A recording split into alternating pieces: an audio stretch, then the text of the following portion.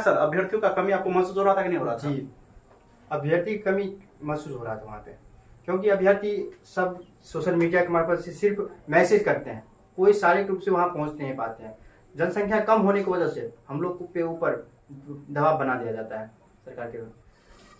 नमस्कार साथियों, आप सभी का स्वागत है एक बार फिर से आपके अपने ही चैनल ज्ञानदान पे। देखिए साथियों, आज आप लोग को एक अभ्यर्थियों से मिलाने जा रहे हैं जो आपके सामने दिख रहा होगा। यह अभ्यर्थी वह है जो 26 अप्रैल को सुबह 8 बजे से लेकर शाम के लगभग 5 बजे तक वहां पर उपस्थित थे। और इस क्रम में क्या कुछ घटना चक्र उसमें बीता, सारा का सारा बात अभी आपको बताएंगे। आप बने रहे वीडियो के अंत तक ताकि आपको कंप्लीट इन्फॉर्मेशन मिल सके। साथियों, आगे क्या प्लानिंग हो रही है नोटिफिकेशन के लिए, यही आपको बताएंगे। और आपको मधुबनी डिस्ट्रिक्ट से बोले तो एक्टिव मेंबर ये हैं। चलिए हम यहीं से जानने का प्रयास करते हैं कि क्या कुछ उस रोज बीता। चलिए जी सर, आपका क्या नाम है? जी नमस्कार सर, आप अपने चैनल पे कुछ बात रखने का मौका दिए, इसके मार्फत से कि हम स्टूडेंट सबको जो वहाँ पे कुछ बीता है उसको बताने का। मैं चंदन कुमार, जो कि 26 तारीख को पटना पहुँचे, जहाँ पे शिक्षा मंत्री का आवास पे, और वहाँ पे जो सारा बहुत सारा मतलब क्या बताए आपको सर, मतलब ये था कि वहाँ पे जब हम लोग पहुँचे सारा अभ्यर्थी, हालांकि अभ्यर्थी का संख्या बहुत कम था।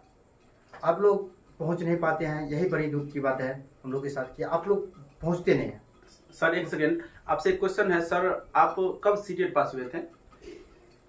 हम अब बताते हुए बहुत अफसोस हो रहा है कि हम छठा चरण से वंचित रह के 19 में ही दिसंबर वाला में पास किए थे। तब से आज तक 6 चरण में ही हम लोग का बहाली का मौका मिलना चाहिए था, लेकिन उस पर वर्चस्व होकर बहुत सारा केस किए, लेकिन जो भी वजह रहा हम लोग का कोर्ट में की वजह से या नीरज जी जो भी अपना वजह से बहुत सहयोग किए, लेकिन मतलब आप छठे चरण से वंचित अभ्यर्थी है जो दिसंबर में सीटेट पास थे।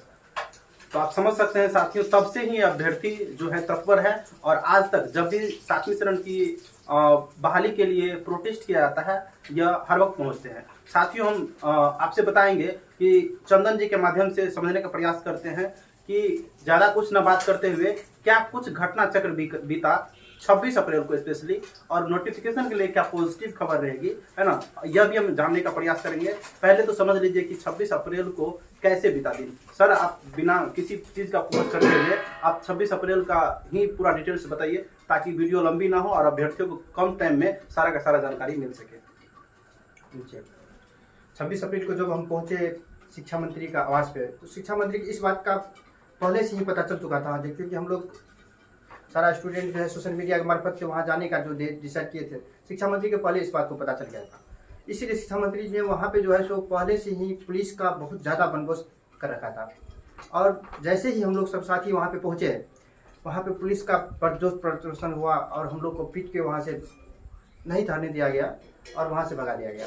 और वहाँ से जब हम लोग निकले तो सब साथियों मिल के गर्दनी बाग पहुँचे। गर्दनी बाग में वहाँ भी सारा प्रोग्राम तय किया गया कि अगले क्या कैसे होगा।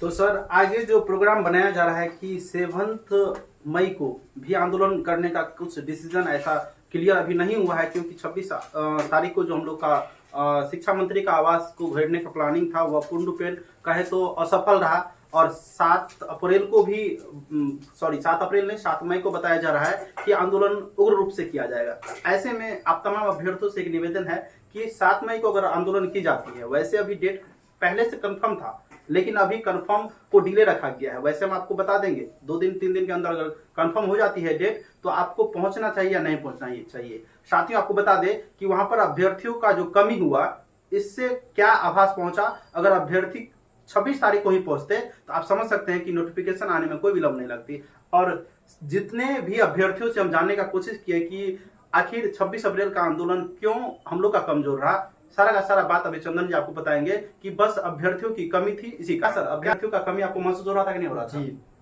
अभ्यर्थी की कमी महसूस हो रहा था वहाँ पे, क्योंकि अभ्यर्थी सब सोशल मीडिया के मार्फत से सिर्फ मैसेज करते हैं, कोई शारीरिक रूप से वहाँ पहुँच नहीं पाते हैं।